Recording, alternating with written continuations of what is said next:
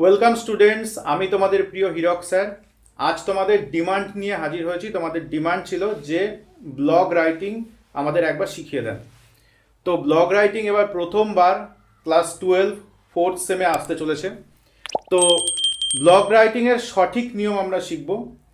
যদি তোমরা এই নিয়মে লেখো তাহলে ফুল মার্কস ক্যারি করতে পারবে। তাহলে খুব মন দিয়ে দেখো। প্রথমে আমরা জানবো ব্লগ কাকে বলে। যখন কেউ কারো থট, ওপিনিয়ন, এক্সপিরিয়েন্স ইত্যাদিকে ইন্টারনেটের মাধ্যমে প্রকাশ করে তখন তাকে বলা হয় ব্লগ। এই ব্লগ বিভিন্ন টপিকের উপর হতে পারে, যেমন মার্কেটিং, এটা একটা পারপাস হতে পারে। এডুকেশন অর্থাৎ এডুকেশনাল ব্লগ হতে পারে, এটা একটা পারপাস। তারপরে কোনো তোমার নিজস্ব চিন্তাভাবনাকে তুমি ব্লগের মাধ্যমে প্রকাশ করতে পারো। কিন্তু ব্লগারদের একটা বৈশিষ্ট্য রয়েছে, সেটা হচ্ছে তারা নিয়মিত তাদের থটকে এইভাবে প্রকাশ করতে থাকে। তো তোমরা ব্লগ রাইটিং কিভাবে লিখলে ফুল মার্কস পাবে মন দিয়ে দেখো এবং এটাকে তোমরা নোটও করে নাও। ওকে, দেখো আমি প্রথমে সবার উপরে লিখেছি ব্লগ। তোমাদের এই ব্লগ কথাটা কিন্তু লেখার দরকার নেই, যেহেতু আমাদের টপিক ব্লগ, সেই জন্য আমি ব্লগ কথাটা লিখেছি। তোমরা পরীক্ষার খাতায় কি লিখবে, ঠিক এই মার্জিন করবে আর মার্জিনের ভিতরে যা লেখা আছে সেটা করবে। তোমরা বলবে যে এতটা মার্জিন করেছি কেন, তার কারণ এটা পেজ সেট আপ। আমরা এটা তো ইন্টারনেটের একটা পেজের মাধ্যমে করি, ওই পেজের সেট আপটা তোমাদের দেখানো হয়েছে, তোমরা ওটাই তুলে দেবে। তো প্রথমে পেজ সেট আপটা বলছি, তারপর আমরা মেন পার্টে আসছি। করতে কিন্তু সবই হবে। পেজ সেট আপটাও তোমাকে এইভাবে মার্জিন করে পরীক্ষার খাতায় লিখতে হবে। দেখো একদম বাঁদিকে যে কলামটা রয়েছে তার উপরে যে বক্সটা, সেখানে আমরা একটা লেফট সাইড আর একটা রাইট সাইডে অ্যারো দিয়েছি, তোমরা এমনটাই করবে। তার নিচে কি লিখেছি, কন্টেন্ট, CONTENT। তার নিচে লিখেছি তিনটে শব্দ, একটা হচ্ছে আর্কাইভ, ARCHIVE। তার নিচে রিপোর্ট, REPORT। তার নিচে অ্যাবিউস, ABUSE। এগুলো কম্পিউটার সেট আপ তোমাকে করতে হবে। আর এই দিকে দেখো একদম যে বাঁদিকের কলামটা, তারপরে এখানে একটা প্লাস সাইন দেবে। তারপর এই কোনায় যেমনভাবে আমি সাইনগুলো দিয়ে রেখেছি কম্পিউটারের সেট আপ অনুযায়ী, তোমরা এই সাইনটা ফলো করে দেবে। এটা একটা মিনিমাইজের সাইন, এটা দেবে। এখানে একটা বক্স মতো সাইন রয়েছে আর এখানে একটা ক্রস সাইন রয়েছে, অর্থাৎ পেজ থেকে বেরিয়ে আসার জন্য এটা ব্যবহার করা হয়। তোমরা এই সাইনগুলো দেবে। তারপর দেখো এখানে আমরা লিখেছি ব্লগ, BLOGS, ব্লগস। ব্লগস লেখার পর একটা স্ল্যাশ দেবে। এবার তোমাদের একটা করণীয় রয়েছে, পরীক্ষায় তোমাদের যে কোশ্চেনটা প্রোভাইড করা হবে সেটা কোনো একটা টপিকের উপর থাকবে।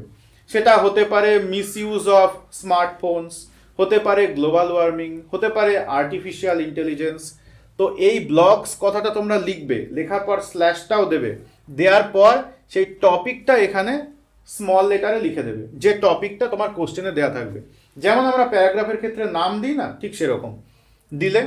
আর এই যে বক্সটা দেখছো, যেখানে আমি লাল কালিতে লিখে রেখেছি ইন্ট্রো, বডি, কনক্লুশন, এখানেই তোমাদের মেন ব্লগ রাইটিংয়ের ব্লগের বিষয়বস্তুটা লিখতে হবে। এখানে তোমরা কি কি লিখবে, এখানে তিনটে প্যারা করবে।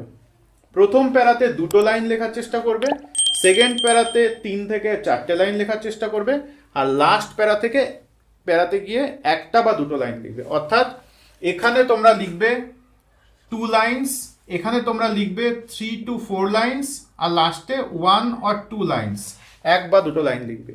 সেই টপিকের উপরে ছোট্ট একটা ইন্ট্রো দেবে, জাস্ট 2 লাইনের, যেটা তোমার কোশ্চেন থাকবে সেই অনুযায়ী। তারপরে বডি, সেখানে তুমি বিষয়টাকে ব্যাখ্যা করবে, মাত্র 3 থেকে 4টে লাইন লিখবে। এই 3 থেকে 4টে সেন্টেন্স এখানে যথেষ্ট। তারপরে চলে আসবে আবার একটা প্যারা করবে, সেখানে কনক্লুশন, অর্থাৎ একটা সমাপ্তি টানবে তোমার বক্তব্য, সেখানে জানাবে 1 থেকে 2টো লাইন এনাফ, এটুকুনি লিখবে। যখন তোমার এটুকুনির মধ্যে লেখা শেষ হয়ে গেল, লাস্টে এখানে দেখো সি লিখে গোল করা রয়েছে, তারপর লেখা আছে all rights reserved to blogger only. All বানান ALL, rights RIGHTS, reserved RESERVED, to TO, blogger BLOGGER, only ONLY। এই কথাটা লিখবে। যে কোনো কোশ্চেন, যে কোনো ব্লগের ক্ষেত্রে এটা প্রযোজ্য, কারণ এগুলো পেজ সেট আপের ব্যাপার। আর নিচে আমার এখানে একটা ছোট বক্স করবে, আমার বক্সের বাইরে বেরিয়ে গেছে, তোমরা বক্সের মধ্যে রাখবে। আমি মার্কার দিয়ে লিখতে গিয়ে আসলে ধরেনি।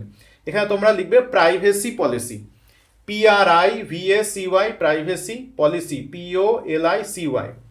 খুব দরকারি একটা কথা বলি, এমন যেন তোমাদের ধারণা তোমাদের মধ্যে না আসে যে স্যার এখানে ইন্ট্রো লিখতে বলেছে, আমি আর্কাইভ সোজা ইন্ট্রো লিখবো। এখানে আর্কাইভ, রিপোর্ট আর অ্যাবিউসের সঙ্গে ইন্ট্রো, বডি, কনক্লুশনের কোনো সম্পর্ক নেই। এদিকে যেমন আছে আছে, একবার যখন তুমি এটা লিখে দিলে আর দেখার দরকার নেই। তোমরা তোমাদের মতো ইন্ট্রো লিখবে, বডি লিখবে, কনক্লুশন লিখবে, 3টে প্যারাতে এটা শেষ করবে। এমন কিছু বড় হচ্ছে না। আমরা যদি 2, 4, 2 লিখি তাহলে মাত্র 8 লাইন হচ্ছে। 6 থেকে 8 লাইন এনাফ এখানে। আচ্ছা, আমরা জানার জন্য একবার বলে দিচ্ছি, ব্লগের এই পার্টটাকে বলা হয় হেডার, এই পার্টটাকে বলা হয় বডি, যেখানে তুমি মেন জিনিসটা লিখবে, আর এই লাস্টে যে আমি লিখলাম এই পার্টটাকে বলা হয় ফুটার। তো এই হচ্ছে তোমাদের ব্লগ রাইটিং। তোমরা মার্জিন ফলো করবে। খুব দরকারি একটা কথা বলে দিই, সেটা হচ্ছে তোমরা যদি পরীক্ষার সময় ব্লু কালারের পেন মানে কালি ইউজ করো, তাহলে তোমরা ব্লুতে লিখবে আর এই মার্জিনটা ব্ল্যাক দিয়ে দেবে। আর যদি ব্ল্যাক দিয়ে তুমি লেখো তাহলে ব্লু দিয়ে মার্জিন করবে। তো এই ছিল আজকের ভিডিও। তোমাদের যদি আর কিছু জিজ্ঞাসা থাকে তোমরা কমেন্ট সেকশনে জানাও। তোমরা অবশ্যই এমন ভিডিও পেতে চ্যানেলটাকে সাবস্ক্রাইব করো, লাইক, শেয়ার, কমেন্ট করতে ভুলো না। পাশে থাকো। থ্যাংক ইউ বন্ধুরা।